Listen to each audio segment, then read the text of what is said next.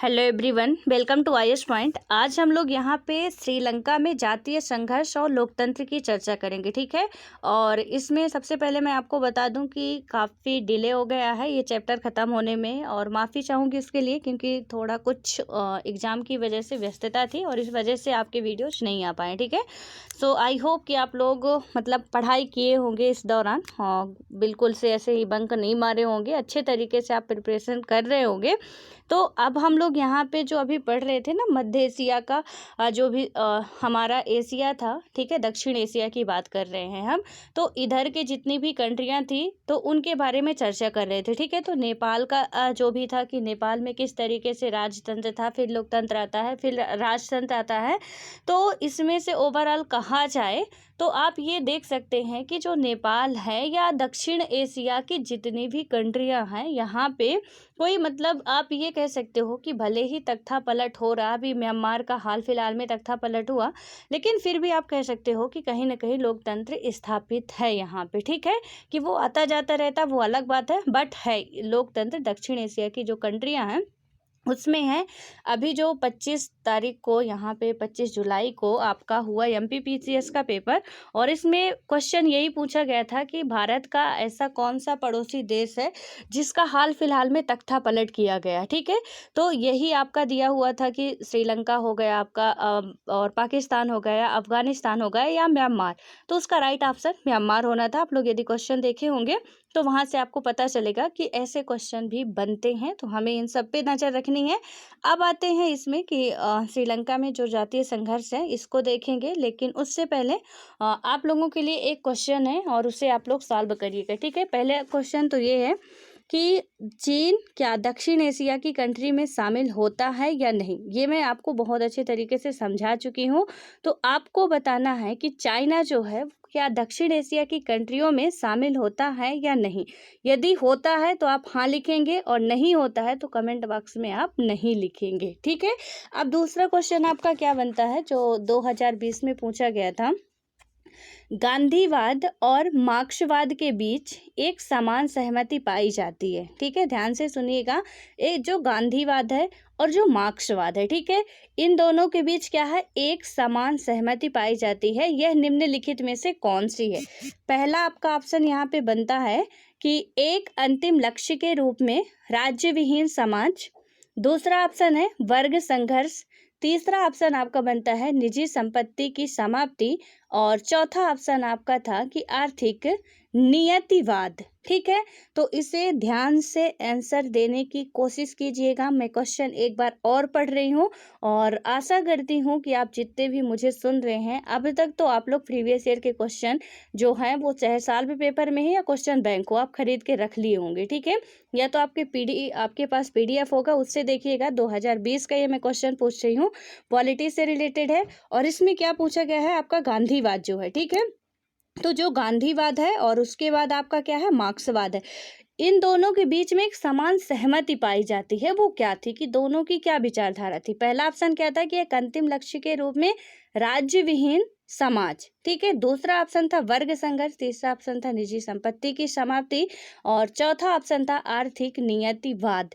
तो प्लीज थोड़ा ध्यान से क्वेश्चन को सॉल्व करिएगा। आप कंफ्यूज हो सकते हैं, लेकिन हो सकता है कि आप सही भी आंसर दे दें, लेकिन दीजिएगा जरूर, ठीक है।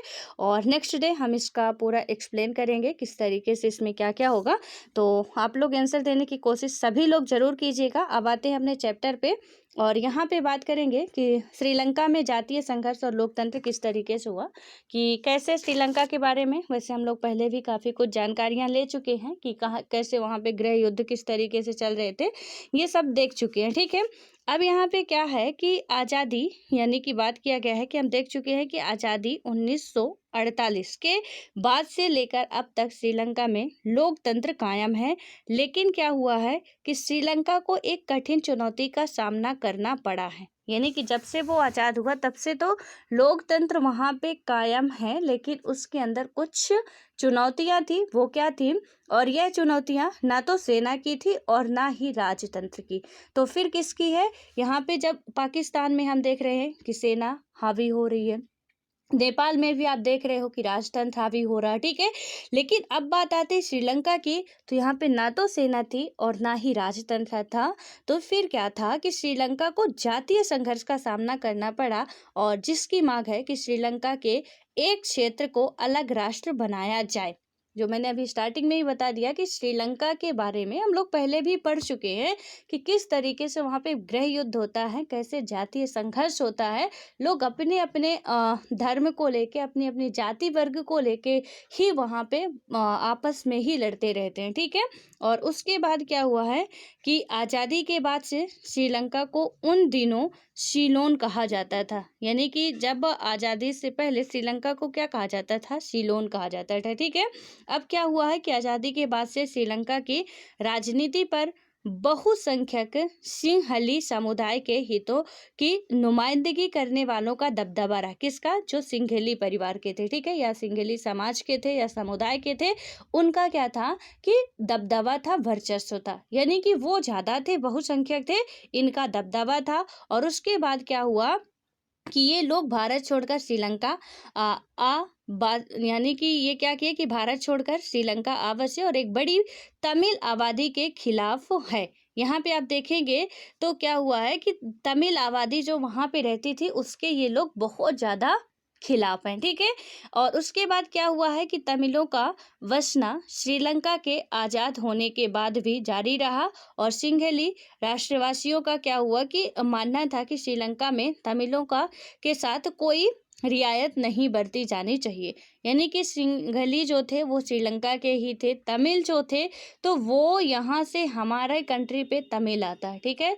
इधर के जो जो तमिल थे श्रीलंका जाके रह रहे थे। अब यहाँ पे इनका मानना था कि इनको कोई भी सुविधाएं नहीं देगी हम, ठीक है। तो उसके बाद क्या हुआ कि ना तो कोई रियायत बरती जाएगी। अब क्या हुआ कि क्योंकि श्रीलंका सिर्फ सिंघली लोगों का है और तमिलों के प्रति उपेक्षा भरे बर्ताव से एक उग्र तमिल राष्ट्रवाद की आवाज बुलंद होती है। और 1983 की घटना है, यहाँ पे क्या होता है आपका, आप देखेंगे कि इसके बाद से उग्र तमिल संगठन यानी कि लिबरेशन टाइगर्स ऑफ तमिल इलम, इसको आप याद कर लीजिए, ठीक है। राजीव गांधी जी की मृत्यु इन्हीं लोगों ने की थी, हत्या की थी। तो इसमें क्या हुआ था 1983 में इस ऑर्गेनाइजेशन का यहाँ पे स्थापना करते हैं ये लोग। क्या नाम था इसका कि ये था आपका तमिल संगठन जो था लिबरेशन टाइगर्स ऑफ तमिल इलम, यानी कि लिट्टे इसे कहा जाता था, ठीक है। अब क्या हुआ कि श्रीलंकाई सेना के साथ सशस्त्र संघर्ष कर रहा है। और इसने क्या किया है कि तमिल इलम यानी कि श्रीलंका के तमिलों के लिए एक अलग देश की मांग की है। तमिल इलम का मतलब क्या होता है कि जो श्रीलंका में तमिल वाले लोग रह रहे हैं उनके लिए एक अलग कंट्री बनाने की मांग आज भी चल रही है। और क्या हुआ है कि श्रीलंका के उत्तर पूर्वी हिस्से पर लिट्टे का नियंत्रण है। लिट्टे ऑर्गेनाइजेशन किसने बनाया है? तमिल वासियों ने बनाया है, जो तमिल श्रीलंका में रहते, श्रीलंकाई तमिल, ठीक है। भारतीय तमिल नहीं, श्रीलंकाई तमिल आपको याद रखना है कि जो श्रीलंका में रहते हैं इसका फॉर्मेशन इन्होंने ही किया है। और कब किया है?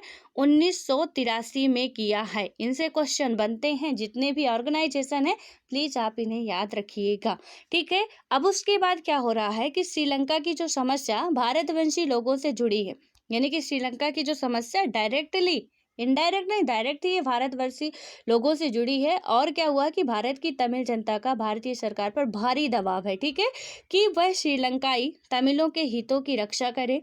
भारतीय सरकार ने समय समय पर तमिलों के सवाल पर श्रीलंका की सरकार से बातचीत की कोशिश भी की है, ठीक है, कि भारतीय वहाँ के तमिल दबाव डालते हैं कि उनसे ऐसा किया जाए, या कि ये लोग सिफारिश करें कि हमारे लिए रहने खाने की सारी व्यवस्थाएं वो अच्छे तरीके से करें, हमें भी वो हक दें जो सिंघली लोगों को मिल रहा है, ठीक है।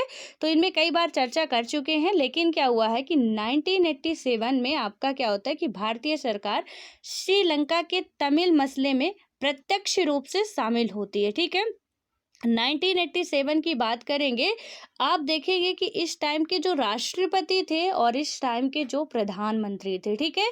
तो इस टाइम में राष्ट्रपति की यदि मैं बात करूं तो ज्ञानी जैल सिंह थे और राजीव गांधी यहाँ के प्रधानमंत्री थे, ठीक है। 82 टू 87 ज्ञानी जैल सिंह, ये याद रखिएगा, थोड़ा सा आपको इस पे भी ध्यान देना पड़ता है कि 1982 से 1988 87 तक के आपके थे ज्ञानी जैल सिंह। और इसमें आप देखेंगे कि जो राजीव गांधी जी प्रधानमंत्री के रूप में थे, क्योंकि 82 में इंदिरा जी की डेथ हो गई थी, ठीक है। तो जब नीलम संजीव रेड्डी के टाइम पे भी वो इंदिरा जी थी, लेकिन 82 में ही उनको मार दिया गया था, यानी कि उनकी हत्या कर दी गई थी। और उसी टाइम इनका क्या होता है कि इनको प्रधानमंत्री बना दिया जाता है, राजीव गांधी जी को। और यही ऑर्गेनाइजेशन जो था, तो उस टाइम तो नहीं, बाद में, ठीक है। अभी हम देखेंगे, शायद इस पे जिक्र है तो बात करेंगे। बस इतना याद रखिएगा कि नहीं भी आए तो उनकी हत्या लिट्टे वालों ने ही किया था और ये गए थे वार्ता करने के लिए। अभी हमने देखा ना कि बातचीत करने के लिए जाते हैं। 1987 में क्या हुआ था कि भारतीय सरकार श्रीलंका के तमिल मसले में प्रत्यक्ष रूप से शामिल हुई, यानी किसने तमिल मसले में क्या हुई, प्रत्यक्ष रूप से शामिल होती है। भारत की सरकार ने श्रीलंका से एक समझौता किया तथा श्रीलंका सरकार और तमिलों के बीच रिश्ते क्या हुए कि थोड़ा नॉर्मल करने के लिए भारतीय सेना को भेजा गया, ठीक है। आखिर में क्या होता है कि भारतीय सेना लिट्टे के साथ संघर्ष में फंस गई, यानी कि यहाँ तो हम सुलझाने के लिए भेजे थे और भारतीय सेना के साथ ही वो संघर्ष शुरू कर देते हैं। कौन, जो लिट्टे थे, ठीक है। तो इसका आपका फुल फॉर्म याद रखना है। और उसके बाद क्या होता है कि श्रीलंकाई जनता ने समझा कि भारत श्रीलंका के अंदरूनी मामलों में दखलंदाजी कर रहा है। अब श्रीलंका वालों को क्या लगा कि जो भारत है वो हमारे आंतरिक मामलों में दखलंदाजी कर रहा है और वो सैनिक से ही जूझ पड़ते हैं। उसके बाद क्या होता है कि 1989 में भारत ने अपनी शांति सेना लक्ष्य हासिल किए बिना ही वापस बुला ली, यानी कि जो शांति सेना उन्होंने भेजी थी वो सेना का रूप तो श्रीलंका वालों ने जब उन पे वार करना शुरू कर दिया तो उन्होंने भी अपना विकराल रूप तो धारण करना ही था अपने बचाव के लिए। तो 1987 में उन्हें भेजा जाता है, ठीक है।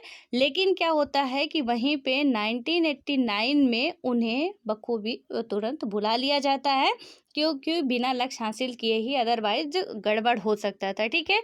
अब क्या हुआ कि श्रीलंका के इस संकट का हिंसक चरित्र बरकरार है और बहरहाल अंतर्राष्ट्रीय मध्यस्थ के रूप में नॉर्वे और आइसलैंड जैसे इसके डिनेवियाई देश युद्धरत दोनों पक्षों की ओर, मतलब कि दोनों पक्षों को फिर से आपस में बातचीत करने के लिए राजी कर रहे हैं। और श्रीलंका का जो भविष्य इन्हीं वार्ताओं पर निर्भर है।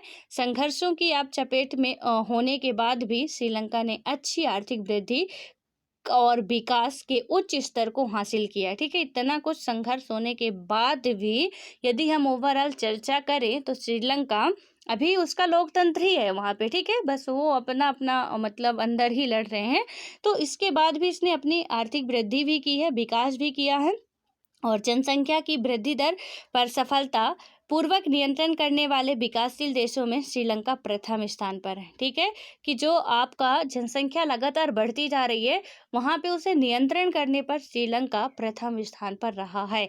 और उसके बाद क्या हुआ है कि दक्षिण एशिया के देशों में सबसे पहले श्रीलंका ने ही अपनी अर्थव्यवस्था का उदारीकरण किया।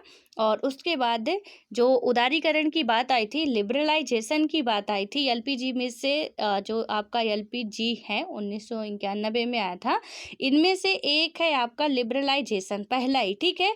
फिर है ये प्राइवेटाइजेशन, ये है ग्लोबलाइजेशन। तो इसका ये उदारीकरण की बात दक्षिण एशिया के राष्ट्रों में किसी ने अपनाया था सबसे पहले, तो कौन अपनाया था, श्रीलंका अपनाया था। और गृह युद्ध से गुजरने के बावजूद भी कई सालों से इस देश के प्रति व्यक्ति का आप देखेंगे कि सकल घरेलू उत्पाद, यानी कि प्रति व्यक्ति सकल घरेलू उत्पाद आप कह सकते हैं जीडीपी, ठीक है। जीडीपी दक्षिण एशिया में सबसे ज़्यादा है और अंदरूनी संघर्ष के झंझावातों को झेल कर भी श्रीलंका ने लोकतंत्र राज व्यवस्था कायम रखी है। जीडीपी में भी ये सर्वाधिक आगे है दक्षिण एशिया में, ठीक है। पूरे ऑल ओवर हम वर्ल्ड की नहीं बात कर रहे, ओनली दक्षिण एशिया की कंट्रियों की बात कर रहे हैं। और आपको पता होना चाहिए कि दक्षिण एशिया में सिर्फ और सिर्फ कितनी कंट्रियां आती हैं, मैं बता चुकी हूँ। जिन्हें भी नहीं पता वो प्रीवियस वीडियो देखें, वहाँ से पता चल जाएगा, ठीक है। या तो आप गूगल से सर्च करें, लेकिन दक्षिण एशिया की आप एटलस खोलें तो आप उससे भी देख सकते हैं कि कौन कौन सी कंट्रियाँ सिर्फ आपके दक्षिण एशिया में आती है। और चाइना को तो आपको बताना ही है कि आता है या नहीं आता है। अब उसके बाद आता है आपका भारत पाकिस्तान संघर्ष, ठीक है। ये जो बहुत ही बड़ा द्वंद्व बना रहता है, जब भाई भाई की लड़ाई होती है, बड़ी मुश्किल वाली होती है और हमेशा चलती रहती, कभी ख़त्म भी नहीं होती, ठीक है। क्योंकि जो हमारा भाई है वो हमसे दूर तो जाने वाला नहीं है, और जब दूर जाने वाला नहीं, हमारे सामने ही रहेगा तो ये थोड़ी मोड़ी तो लड़ाई होती रहती है। और इसी तरीके से पाकिस्तान और भारत की संघर्ष जो बताया गया है, तो पाकिस्तान और भारत का हाल है, क्योंकि वो हमसे अलग हुआ, हमारा ही हिस्सा, और हमसे ही अलग हुआ तो ऑब्वियस है कि हमारे जो भी झगड़े हैं कभी ख़त्म तो ये तो आप कर नहीं सकते कि पूरी तरीके से ख़त्म कर दो, तो वो तो मुझे नहीं लगता कि हो पाएगा। आप लोगों के पास कोई आइडिया हो तो ज़रूर बताइएगा कि किस तरीके से भारत और पाकिस्तान के संघर्ष को हमेशा के लिए ख़त्म किया जा सकता है। जो ये संघर्ष चल रहा है अभी, आर्टिकल 370 ख़त्म कर दिया गया। इससे आप कहेंगे कि भारत और पाकिस्तान के बीच जो द्वंद्व की स्थिति थी वो ख़त्म हो गई है, तो जी नहीं, और भी ज़्यादा बढ़ चुकी है। अब देखिएगा कि कब तक ये होता है, ठीक है। उसके बाद अब आगे देखते हैं भारत और पाकिस्तान का जो संघर्ष है कि जो हम घरेलू राजनीति के दायरे से बाहर निकलते हैं यदि, और इस क्षेत्र के अंतर्राष्ट्रीय, ठीक है, जो भी अभी तक पढ़ रहे थे उसके अंतर्राष्ट्रीय संबंधों के ऐसे दायरे पर नज़र डालें जहां संघर्ष हुए हैं, और शीत युद्ध की समाप्ति का यह अर्थ नहीं कि इस इलाके में भी संघर्ष और तनाव समाप्त हो गए।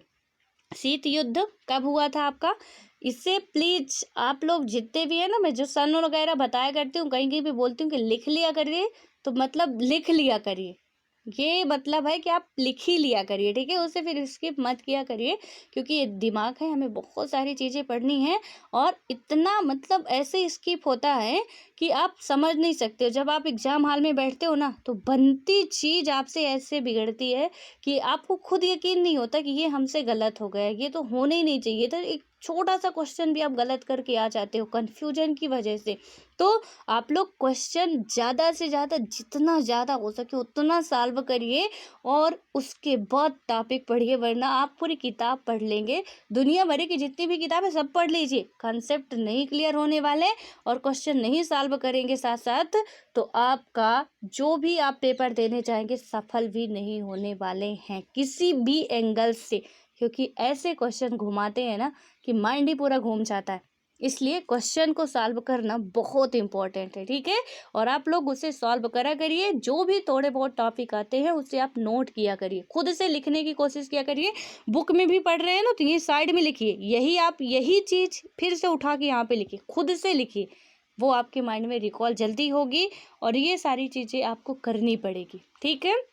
तो यहाँ पे क्या हुआ था कि जब शीत युद्ध की आपकी समाप्ति होती है, तो शीत युद्ध की घटना हम लोग बहुत डिटेल से पढ़े हैं कि किन किन देशों के बीच में हुआ था, शीत युद्ध के बाद क्या हुआ था, उसके पहले क्या हुआ था, और जो आपका वहाँ पे जो भी जितने भी संघर्ष हुए वो सारी चीज़ों की हम लोग चर्चा किए हैं। तो ये सारी चीज़ें आपको याद रखनी है। मैंने कुछ एथिक्स से रिलेटेड भी वहाँ पे आपको टॉपिक बताया था कि किस तरीके से आप मेंशन कर सकते हैं, वो चीज़ें भी आपको वहाँ पे नोट कर लेनी चाहिए थी। शायद मैंने बोला भी था कि आप नोट कर लीजिए, इसलिए वो घटना को याद रखिएगा, ठीक है। तो अब यहाँ पे क्या हुआ कि शीत युद्ध की समाप्ति के बाद आप ये नहीं समझ सकते हैं कि पूरे विश्व में संघर्ष होने खत्म हो चुके हैं, और क्या हुआ है कि हम आंतरिक लोकतंत्र या जातीय संघर्ष के मसलों पर हुए टकरावों को देख चुके हैं कि किस तरीके से आंतरिक लोकतंत्र में ही कभी सेना आ जाती, कभी राजतंत्र आ जाता, कभी जातीय संघर्ष आ जाता है, ठीक है। यानी कि कहाँ कहाँ की मैं बात कर रही हूँ, जब मैं सेना की बात कर रही हूँ तो पाकिस्तान की बात कर रही हूँ, कभी मैं राजतंत्र की बात कर रही हूँ तो वो नेपाल की बात है, और कभी यदि जातीय संघर्ष की बात आ रही है तो वो कहाँ की है, श्रीलंका की है, ठीक है।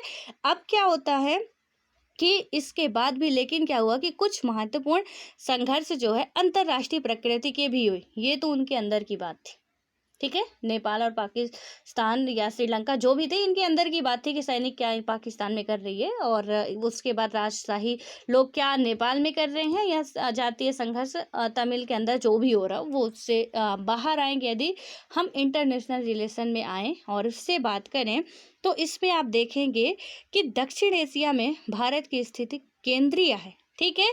और इस वजह से इनमें से अधिकांश संघर्षों का रिश्ता भारत से है, यानी कि जो दक्षिण एशिया की कंट्री हैं उसमें से जो भारत का हिस्सा है वो क्या है, आपका केंद्रीय है, ठीक है। किस तरीके से है कि यहाँ पे आपका ये भारत है, ठीक है। इसके बाद मान लीजिए ये भारत है और यहाँ से जो भी ये भारत आ गया, यहाँ पे बांग्लादेश आ गया। देखिए केंद्रीय किस तरीके से, ठीक है। यहाँ पे बांग्लादेश आ गया, इधर आपका म्यांमार वाला एरिया आ गया और उसके बाद ये आपका श्रीलंका आ गया, ठीक है। और इसके बाद यहीं पे आपका ये जो है ये पाकिस्तान आ गया और इधर से ये चाइना दक्षिण एशिया की कंट्री नहीं है, ठीक है, इसे आप याद रखना, बट इधर से चाइना है। और चाइना से पहले मैं बात करती हूँ तो इसमें से आप देख पाएंगे कि ये जो है इसमें चाइना के पहले यहाँ पे आपका नेपाल पड़ता है और ये इधर से या सिक्किम होगा, ठीक है। नेपाल के बाद इधर भूटान पड़ेगा। तो ये मैप वगैरह आपको प्रैक्टिस करते रहना है, ठीक है। ज्योग्राफी भी आपको पढ़ना है। तो इसमें से ये इंडिया का थोड़ा अच्छा नहीं बना, बट जो भी आप समझिएगा कि इधर आपका नेपाल आ गया, इधर आपका भूटान आ गया, इधर श्रीलंका आ गया, इधर म्यांमार आ गया, इधर पाकिस्तान आ गया और यहीं पे ये अफगानिस्तान आता है। तो इससे आप देख पा रहे होंगे और यहाँ पे मालदीव आता है, ठीक है, एक जो द्वीपीय कंट्री है, ये कंट्री ही है, ठीक है।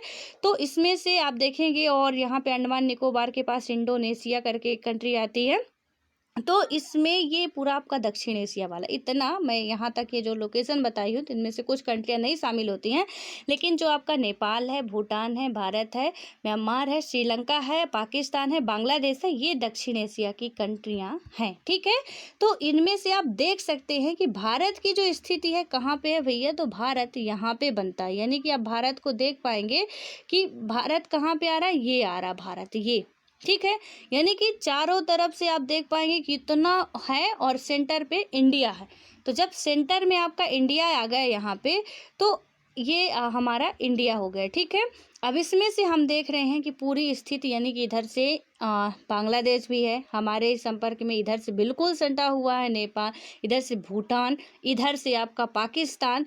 तो यहाँ से आप देख सकते हैं ये श्रीलंका वाला एरिया भी पूरा है, ठीक है। इधर आप तमिलनाडु है, आप देख सकते हैं कि क्या यहाँ पे स्थिति बन रही है।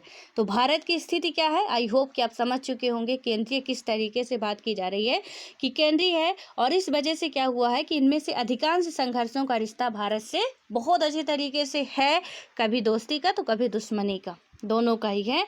और इन संघर्षों में सबसे प्रमुख सर्वग्रासी संघर्ष भारत और पाकिस्तान के बीच का संघर्ष है।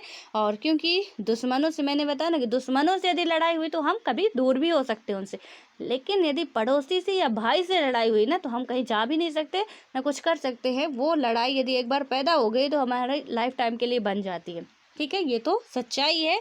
और यही हुआ, क्या हुआ कि भारत और पाकिस्तान के बीच का संघर्ष है। विभाजन के तुरंत बाद क्या हुआ कि दोनों देश कश्मीर के मसले पर लड़ पड़े। अब 1948 में ही भैया भारत पाकिस्तान का पहला युद्ध हो गया था। क्वेश्चन में कई बार पूछा गया है कि भारत और पाकिस्तान का अभी तक कितने बार युद्ध हो चुके हैं और पहला युद्ध कब हुआ था, ठीक है। तो भारत और पाकिस्तान के अभी तक युद्ध 3 हो चुके हैं। पहला युद्ध आपका जस्ट 1 साल बाद ही 1948 में होता है। और यहाँ पे देखिए आपकी सिचुएशन क्या बनती है कि तुरंत बाद क्या हुआ कि दोनों देश कश्मीर को लेके, ये जो आपका इधर वाला एरिया था ना, इसको लेके यहाँ पे झंझट शुरू हो गई। अब पाकिस्तान की सरकार का दावा था कि कश्मीर पाकिस्तान का है, क्योंकि वहाँ के जो राजा हरि सिंह थे उन्होंने सारा काम बिगाड़ के चले गए थे, ठीक है। वो बहुत अपना अलग बनाने की कोशिश में थे। अंग्रेज जाते जाते भी हमारे लड़ने के लिए बहुत अच्छा रास्ता छोड़ के गए हैं, खैर, क्योंकि उन्होंने पहले ही बता दिया था कि जितने भी जो ब्रिटिश प्रांत वाले हैं, आपने हिस्ट्री पढ़ी होगी तो आपको पता होगा, बट थोड़ा सा मैं आपको ओवरव्यू दे दी हूँ कि अंग्रेज़ों ने क्या कहा था कि जो यहाँ पे आपके ब्रिटिश प्रांत है, यानी कि जो डायरेक्ट कहाँ पे है, ब्रिटिश सत्ता के अधीन है जितने भी जगह, वो क्या करेंगे कि भारत में ऑलरेडी शामिल होंगे। लेकिन जो देसी रियासतें हैं वो या तो भारत में शामिल हो या तो पाकिस्तान में, और या तो वो क्या करें, स्वतंत्र भी रह सकती हैं। अब लो यहाँ पे जब ऐसी बात कह दी गई कि आप पे कोई ज़बरदस्ती नहीं होगी, कोई ज़बरदस्ती नहीं करेगा, आप या तो भारत में शामिल होइए या तो पाकिस्तान में शामिल होइए, या तो 552 तक देसी रियासतें थी, ठीक है।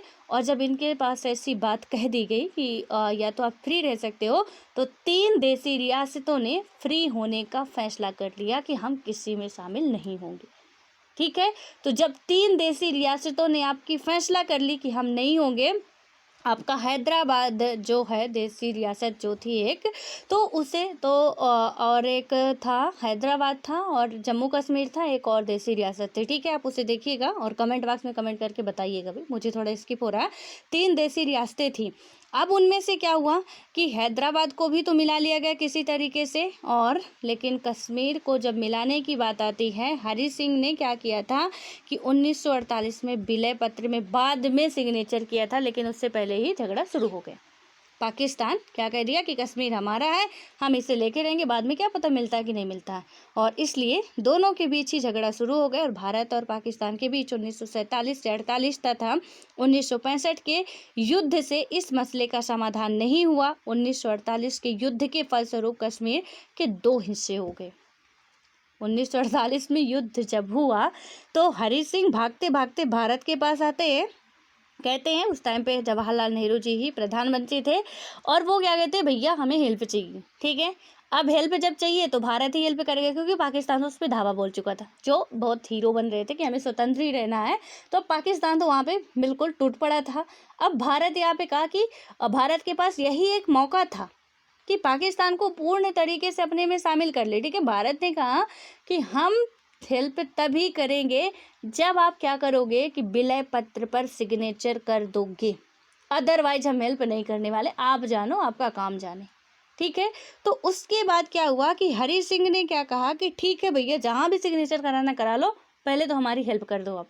तो विलय पत्र के तहत एक सैनिक संघर्ष के द्वारा, एक जनमत संग्रह के द्वारा और एक विलय पत्र के द्वारा, ठीक है, इन देसी रियासतों में से कश्मीर को विलय पत्र के द्वारा, ये नोट कर लीजिए आप लोग, ठीक है।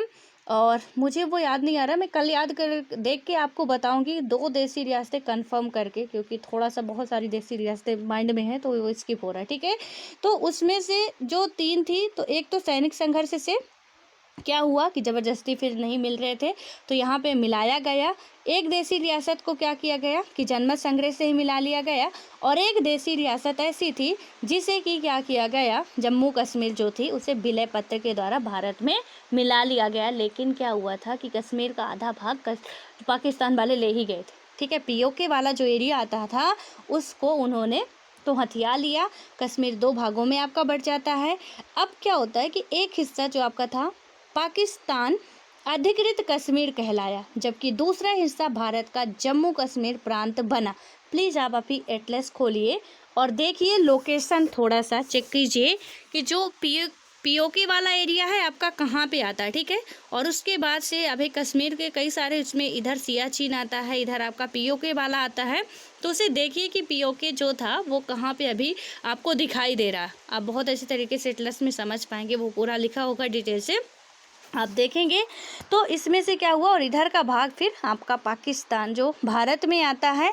इसके बाद क्या होता है कि दोनों के बीच में जो भी संघर्ष तो अच्छे खासे चल ही रहे थे, एक नियंत्रण सीमा रेखा बनती है। दोनों के बीच में क्या होता है कि आए दिन ये बवाल तो होना ही है, इसलिए आप क्या करो कि एक यहाँ पे से नियंत्रण सीमा रेखा बना दो, ठीक है। अब क्या हुआ कि 1971 में भारत ने पाकिस्तान के खिलाफ एक निर्णायक युद्ध जीता, लेकिन कश्मीर मसला अनसुलझा ही रहा। कश्मीर मसला आज तक अनसुलझा ही रहा है, ठीक है। आर्टिकल 70 खत्म हो गया, वो बात अलग है, लेकिन इससे पहले तक उसका कोई भी समाधान होता ही नहीं था। कितना भी लड़ाई लड़ लो आप। एक कब लड़ाई हुई, 1948 में होती है, याद रखिएगा, नोट कर लीजिए आप प्लीज़, ठीक है। एक होती है 1965 में, और एक आपकी लड़ाई होती है 1971 में, किसके साथ? भारत और पाकिस्तान के साथ। भारत और पाकिस्तान के साथ अभी तक अच्छे खासे उसमें आप देखेंगे कि तो 3 युद्ध हो चुके हैं और उन 3 युद्धों में ही भारत जहाँ तक है विजयी रहा है। कारगिल का भी युद्ध हुआ था, ठीक है। तो जितने भी युद्ध हुए हैं अभी देखेंगे, शायद अभी तक जो मेजर थे तो 3-4 ही युद्ध हैं, तो उसको आप देखिए थोड़ा सा। इसके बाद यहाँ पे देखेंगे कि 1971 में भी इन पे थोड़ा सा मतलब झगड़ा होता है इनके बीच में। और वैसे तो आप देखेंगे ना तो भारत और पाकिस्तान का हमेशा युद्ध होता है, ठीक है। कोई उसकी वही नहीं है कि भारत और पाकिस्तान का युद्ध कब कब होता है। 48 में हुआ, 65 में हुआ, 71 में हुआ, 1999 में हुआ जो कारगिल का युद्ध, ये भी बहुत भीषण था। भारत बाद में विजयी होता है, ताशकंद समझौता वगैरह होते हैं। तो ये सारी घटनाएं होती हैं। अब क्या हुआ कि सामरिक मसलों जैसे कि सियाचिन ग्लेशियर पर नियंत्रण तथा हथियारों की होड़ को लेकर भी भारत और पाकिस्तान के बीच तनातनी रही। अब सियाचिन ग्लेशियर को लेकर भी तनातनी रही।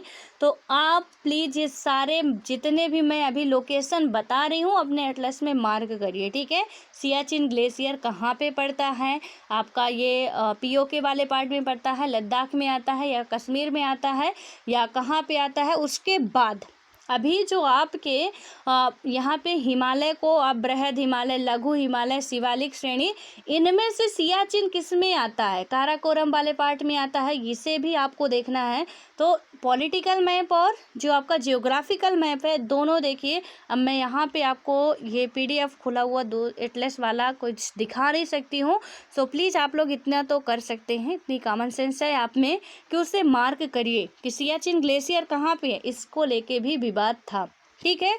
अब क्या हुआ कि पाकिस्तान के बीच तनातनी रहती थी और 1990 के दशक में दोनों देशों ने परमाणु हथियार और ऐसे हथियारों को एक दूसरे पर दागने की क्षमता वाले मिसाइल हासिल कर लिए और इससे दोनों देशों के बीच हथियारों की क्या हो गई? होड़ ने एक नया चरित्र ग्रहण कर लिया, ठीक है। दोनों देश क्या करने लगे कि हथियार इकट्ठा करने में जुट गए, क्योंकि पाकिस्तान का कोई वो नहीं था कि कब वो हम पे दाग देता था मिसाइल, ठीक है। अब क्या हुआ कि 1998 में भारत ने पोखरण में और इसके कुछ दिनों के अंदर ही पाकिस्तान ने शगाई पहाड़ी पर परमाणु परीक्षण किए। भारत ने कहाँ पे किया? पोखरण में, ठीक है। और पाकिस्तान ने इसके कुछ ही दिनों के अंदर क्या कर दिया इसने कि चगाई पहाड़ी है, वहीं का कोई एरिया होगा पाकिस्तान का ही, और इसमें क्या कर दिया कि परमाणु परीक्षण कर दिया। आपको पता होना चाहिए, आप साइंस एंड टेक पढ़ेंगे कि जो इंडिया में परमाणु परीक्षण होता है वो पोखरण में ही होता है, ठीक है। परमाणु कहीं और बनते हैं, परीक्षण कहीं और होता है, लॉन्च कहीं और से होता है। तो इन सब का लोकेशन भी आपको याद रखना है। अब उसके बाद से क्या होता है कि इसके बाद से ऐसा लगता है कि भारत और पाकिस्तान एक सैन्य संबंध में बन चुके हैं और इनके बीच सीधे और सर्वव्यापी युद्ध छिड़ने की आशंका कम हो गई है। यानी कि अब क्या लगता है कि दोनों के बीच, यानी दोनों ने साबित कर दिया कि भैया तुम ही राजा नहीं हो, हम भी राजा हैं। यदि तुम परमाणु बम रख सकते हो तो ज़्यादा उड़ो मत, हमारे भी पास परमाणु बम हैं। और क्या हुआ है कि भारत और पाकिस्तान के बीच एक सैन्य संबंध में बच चुके हैं और इनके बीच सीधे और सर्वव्यापी युद्ध छिड़ने की आशंका अब कम हो गई, ठीक है। वो पीछे से भले ही बार करता रहे, लेकिन आपने कई 1999 के बाद ऐसी घटना आपने सुनी नहीं होगी कि भारत और पाकिस्तान बिल्कुल सीधे जाके लड़ रहे हैं। अभी युद्ध की ऐसी घटना आई नहीं है, ठीक है। आपको बहुत अच्छी तरीके से ये बात पता है। और क्या हुआ है, लेकिन क्या दोनों देशों की सरकारें लगातार एक दूसरे को संदेह की नज़र से देखती है। भारत के प्रधानमंत्री कहीं जाते हैं तो कहीं ना कहीं से घूम फिर के पाकिस्तान का मुद्दा उठा ही देते हैं, ठीक है। और पाकिस्तान के प्रधानमंत्री कहीं भी गए तो घूम फिर के भारत की बात कर ही देते हैं कि भैया इसने हमारी ज़मीन हड़प ली है। आप जब भी देखेंगे, चाहे मोदी जी जाए चाहे इमरान खान जी जाए, इन दोनों का एक ही लाभ है कि हमारा इसने कर लिया है, हमारा उसने कर लिया, ठीक है। चाहे वो ब्रिक्स सम्मेलन हो, चाहे UN में बैठक हो, कुछ भी हो, कहीं भी आप जा रहे हो ना, चाहे आप विदेश यात्रा पे ही जा रहे हो। अभी जब मोदी जी गए अमेरिका तो वहाँ पे भी इसका जिक्र है, पाकिस्तान का आर्टिकल 370 खत्म हुआ था।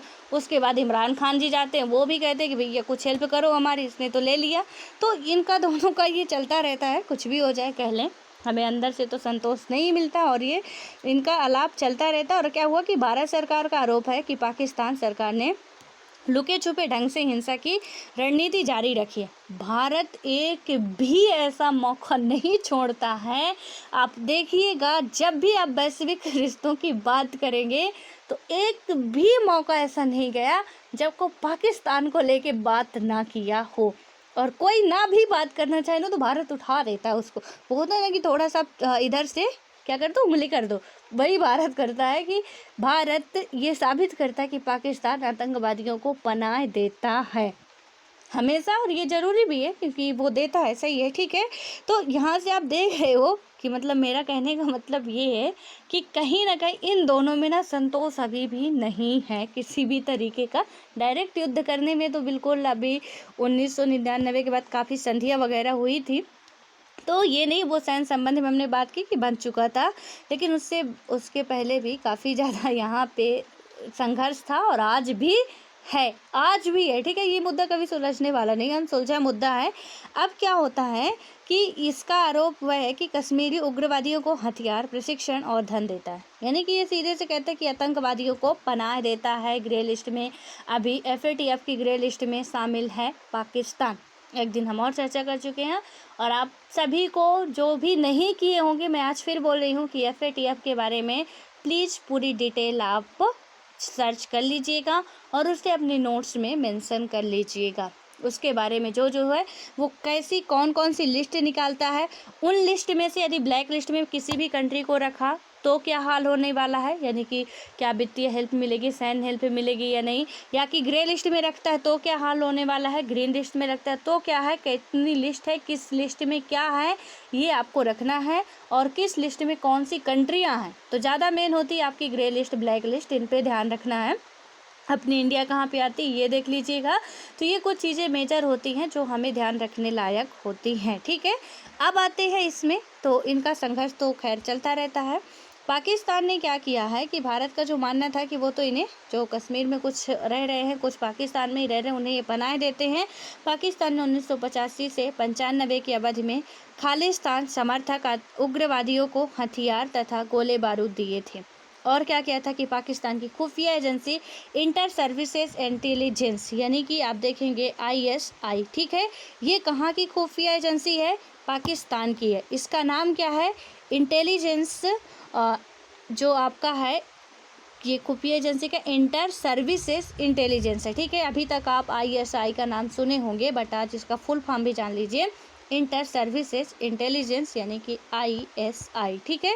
और इससे क्या किया कि पर बांग्लादेश और नेपाल के गुप्त ठिकानों से पूर्वोत्तर भारत में भारत विरोधी अभियान में संलग्न होने का आरोप है। और इसके जवाब में क्या हुआ कि पाकिस्तान की सरकार, भारतीय सरकार और उसकी खुफिया एजेंसियों पर सिंध और बलूचिस्तान, जो एक एरिया है सिंध का और बलूचिस्तान का, ये कहाँ पे पड़ते हैं, आपके दोनों ही राष्ट्र, ये जो हैं आपके दोनों ही एरिया पाकिस्तान के, ठीक है। तो सिंध और बलूचिस्तान में समस्या को भड़काने का आरोप लगाती है। उसके बाद क्या होता है कि भारत और पाकिस्तान के बीच नदी जल बंटवारे के सवाल पर भी तनातनी हुई है। नदी जल बंटवारे के बीच में भी भारत और पाकिस्तान के बीच तनातनी हुई है। एक सिर्फ भूलैंड वाला वो तो नहीं है कि मतलब कश्मीरी हमारा है, अभी तो पानी की भी झंझट हुई है, ठीक है। हम लोग अभी दुनिया का सबसे बड़ा जो बांध बना रहे हैं लद्दाख में, तो आप देखिएगा अटल टनल है, ठीक है। अभी हमारा जो विश्व का सबसे बड़ा ये टनल कहलाएगा जो अभी निर्माण हो रहा है, ठीक है। तो इससे यहाँ पे क्या है कि इसमें पानी का विवाद काफ़ी ज़्यादा चलता है। पानी का विवाद हुआ था, इसमें संधि भी हुई थी। 1960 की ये घटना है, 1960 की, ठीक है। तब क्या हुआ कि दोनों देशों के बीच सिंधु नदी के इस्तेमाल को लेकर तीखे विवाद हुए। आपको पता होगा कि आप ये लोकेशन यदि देख पा रहे हो, इधर से जो ये कश्मीर हो गया, ठीक है, इधर से आपका जो आएगा ये, ठीक है, सिंधु नदी आपका यहाँ से निकलती है, कुछ ही एरिया होते हुए सीधे कहाँ पे आ जाती है, आपका आ जाती है इधर भारत में, ये पाकिस्तान में आती है, ठीक है। अब क्या हुआ कि जा तो भैया ये इधर से रही है सिंधु नदी जो है, और सिंधु नदी तंत्र, हम लोग नदियों के रिवर सिस्टम जब पढ़ते हैं तो सिंधु नदी तंत्र, गंगा नदी तंत्र और जो आपकी दक्षिण भारत की नदियां हैं, तो शायद दामोदर नदी तंत्र, ठीक है। तो इन नदियों के बारे में पढ़ते हैं। अब इनके बारे में पूछा जाता है सीक्वेंस से कि यहाँ पे जब सिंधु हो गई तो उसके बाद से आप देखेंगे, आप मैप में देखिए यहाँ पे जो ये सिंधु नदी है, प्लीज़ यहीं पे इसको कवर कर लीजिए, ज़्यादा बेटर होगा, ठीक है। ये मत सोचिएगा कि ज्योग्राफी का टॉपिक यहाँ पे क्यों पढ़ रहे हैं, यहाँ पे बात आई है तो हम यहीं पे ख़त्म करेंगे, ठीक है। इसमें क्या था कि जो आपका सिंधु नदी तंत्र था, यहाँ से निकलती कहाँ से, मानसरोवर झील से, ठीक है। इसका उद्गम स्थल भी पूछा जाता है हमेशा ही। तो मानसरोवर झील या कैलाश पर्वत से सिंधु नदी आपकी निकलती है। सिंधु नदी भारत का कुछ ही एरिया कवर करती है, ठीक है। तो सिंधु नदी जो हमारा ये इधर वाला पार्ट है भारत का, यहाँ से निकलेगी जल, जब यहाँ से चाइना वाले भाग से निकलती है, इधर से ये इतना ही भाग कवर करती है भारत का, ठीक है। उसके बाद पाकिस्तान आ जाती है। अब क्या हुआ कि सिंधु नदी तंत्र के बारे में भी थोड़ा सा अभी चर्चा कर लीजिए। इसमें से यदि आप देखेंगे तो सिंधु नदी के बाद सिंधु नदी की ही सहायक नदी है जो कि आपकी है चेनाब है, सॉरी झेलम है, जो कि कहाँ से निकलती है, वेरीनाग झील से निकलती है, ठीक है। तो झेलम आपकी यहाँ से आती है, लेकिन डायरेक्ट वो सिंधु नदी पे नहीं मिलती है। सिंधु झेलम के बाद चेनाब आती है। चेनाब आपका बारालाचा दर्रा से निकलती है। और चेनाब में क्या होता है कि जो यहाँ पे बारालाचा दर्रा है हिमाचल प्रदेश में, और यहाँ से जब निकलती है तो झेलम इसमें मिलती है। उसके बाद, ठीक है, रावी नदी आती है, और रावी नदी जो है वो रोहतांग दर्रा से निकलती है, और रोहतांग दर्रा में निकलने के बाद यहीं से निकलती है, ठीक है। ये बारालाचा दर्रा, यहीं पे रोहतांग दर्रा है, और रावी नदी आके फिर यहाँ से कहाँ पे मिलती है, यही पूरा सीक्वेंस है, आप देखिएगा, ठीक है। तो फिर ये भी किस में मिलती है, चेनाब में मिलती है। अब जाके ब्यास निकलती है, ठीक है, जो कि आपकी ब्यास नदी है, वो आपकी कहाँ से निकलती है, तो वो भी यहीं से निकलती है, रोहतांग दर्रा के आसपास से ही निकलती है। और ब्यास भी जाके कहाँ पे शामिल होती है, ब्यास ऐसे जाके ऐसे सतलज में शामिल हो रही है, ठीक है। अब क्या हो रहा है कि ये जो चेनाब अभी आ रही थी, चेनाब सतलज में शामिल होगी, और फिर ये सतलज जाके सिंधु में शामिल हो जाती है, और सिंधु नदी फिर अरब सागर में अपना जल प्रवाहित करती है, ठीक है। तो आई होप कि आप लोग समझ चुके होंगे कि ये नदियाँ जो है किस तरीके से आपस में मिल रही हैं। तो यहाँ से हमने देखा था कि मान लीजिए ये आपकी हो गई, सॉरी, यहाँ से आपका ये हो गया सिंधु नदी हो गई, ठीक है। फिर यहाँ से आपकी हो गई, कौन सी नदी आपकी निकलती है, झेलम नदी जाती है, ठीक है, कहाँ से, वेरीनाग झील से। और जो आपकी झेलम रिवर है वेरीनाग झील से निकलने के बाद कहाँ पे मिलती है जाके, तो ये जो बारालाचा दर्रा से निकलने वाला आपका जो था हिमाचल प्रदेश के आसपास से, इधर से ये इसमें मिलती है। उसके बाद क्या होता है कि इससे यहीं से आपकी एक और निकलती है नदी जिसे आप रावी कहते हैं, रोहतांग दर्रा से, और रावी रिवर आके यहाँ से, ठीक है, अभी इसमें यहाँ पे मिलती है। और उसके बाद से यहीं से एक आपकी रिवर निकलती है ब्यास, जो यहाँ पे आती है। और सतलज आपकी कहाँ से निकलती है, राकास्तार झील से आगे से निकलती है, उत्तराखंड के एरिया से, और वो कहाँ मिलती है आके, यहाँ से ये ऐसे सतलज में मिलती है, फिर सतलज से ये चेनाब मिलती है, फिर ये सिंध में मिल जाती है, ठीक है। तो इनका देखिए कि जो कश्मीर वाला का ये आपका है वो कितना एरिया आप समझ चुके कि कवर करता है।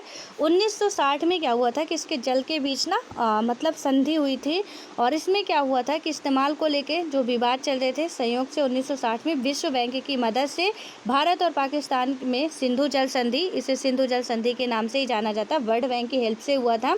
क्या हुआ था कि दस्तखत किए, और यह संधि भारत पाक के बीच कई सैन्य संघर्षों के बावजूद अब भी कायम है। और हालांकि संधि क्या हुआ था कि सिंधु जल संधि की व्याख्या और नदी जल के इस्तेमाल को लेकर अभी भी कुछ मोटे मोटे विवाद हैं।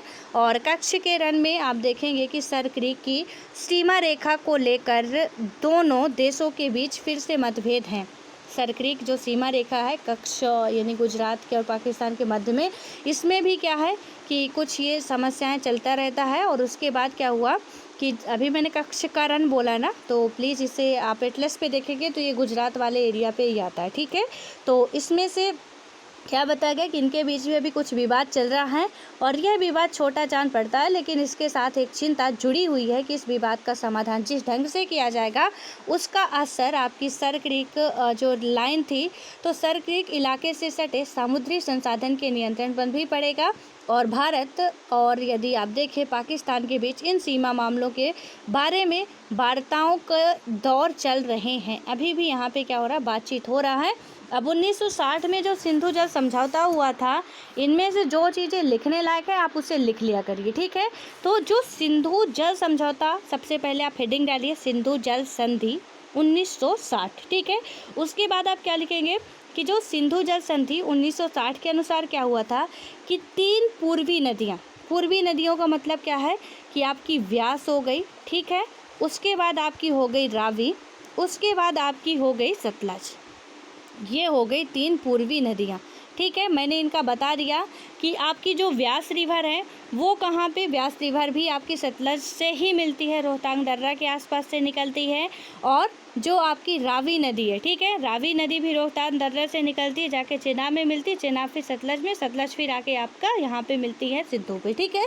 तो ये क्या हुआ कि इसका जब सीक्वेंस कभी सेट करने के लिए आता है उत्तर से दक्षिण, पूर्व या दक्षिण से उत्तर की ओर, तो आप लगाएंगे सिंधु होगा पहले, ठीक है, उसके बाद झेलम होगा, उसके बाद चिनाब होगा, उसके बाद आपका क्या होगा कि रावी होगा, फिर व्यास होगा, फिर सतलज होगा। तो इसको भी याद रखना। लेकिन जो 3 पूर्वी नदियां हैं कौन कौन सी हैं, व्यास है, रावी है और सतलज है। तो इनके मध्य क्या होता है का नियंत्रण भारत को, यानी कि 3 पूर्वी नदियों का किसका व्यास, रावी और सतलज का नियंत्रण भारत को दिया गया। तथा जो 3 पश्चिमी नदियां थी जो कि आपकी थी, एक थी सिंधु नदी थी, ठीक है, दूसरी आपकी नदी थी चिनाब नदी थी और तीसरी नदी आपकी थी झेलम, ठीक है। तो इन नदियों का जो था किसे दिया गया, पाकिस्तान को इनका नियंत्रण दिया गया। और यद्यपि इन सभी नदियों के जल का बंटवारा दोनों देशों के बीच में होता है, भारत इस नदी के प्रक्रम के संपूर्ण जल का केवल 20% जल उपयोग कर सकता है। और आप देख सकते हैं कि इस जल का उपयोग पंजाब, हरियाणा एवं राजस्थान वाले वश इलाके में हो सकता है, ठीक है।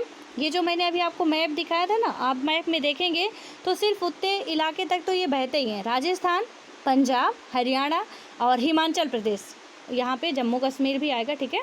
तो इन राज्यों तक ही इसका उपभोग हो सकता है और उसके बाद दक्षिण पश्चिमी भागों में सिंचाई के लिए किया जाता है।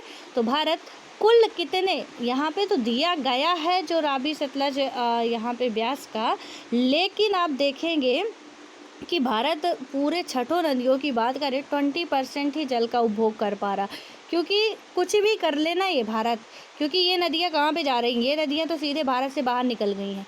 और जब भारत से बाहर निकलने के बाद ये कहाँ पे, पाकिस्तान में ही ये सारी की सारी नदियाँ, अभी आप मैप यदि खोले होगे तो आपको लोकेशन दिख रहा होगा कि जितनी भी रिवर हैं आपकी वो पाकिस्तान में ही जाके मिल रही है, ठीक है। मैंने बताया ना कि झेलम जो है चेनाब से मिलती है, वो भी पाकिस्तान में ही मिलती है भैया। और उसके बाद जो रावी नदी है चेनाब से जाके मिलती है, वो भी पाकिस्तान में जाके मिलती है। और सतलज नदी जो है, तो सतलज नदी भी क्या करती है कि जाके आपकी कहाँ पे मिलती है, पाकिस्तान में ही मिलती है। कहाँ से, यानी कि आप देखेंगे कि चेनाब नदी से, और फिर ये सतलज जो है वो मिलती है सिंधु से। तो आप देख पा रहे होंगे कि पूरा मतलब ज़्यादातर कहाँ पे है, तो 60% जो है इसका। तो जब 20% हम यूज कर रहे हैं तो 80% तो पाकिस्तान वाले ऑब्वियसली यूज करेंगे, क्योंकि वो जा ही रही, हम यहाँ से रोक भी नहीं सकते हैं। और ये संधि इसीलिए की गई थी कि भारत ज़्यादा उछले ना कि हम रोक ही लेंगे, तो इसलिए कि कहीं डैम वैम बना के आप पानी ही जाना बंद कर दो तो गड़बड़ हो जाएगा, ठीक है। कि यहीं से तो जा रहे, उद्गम स्थल तो इधर है, हम बंद कर देंगे तो जाएगा पानी कहाँ से।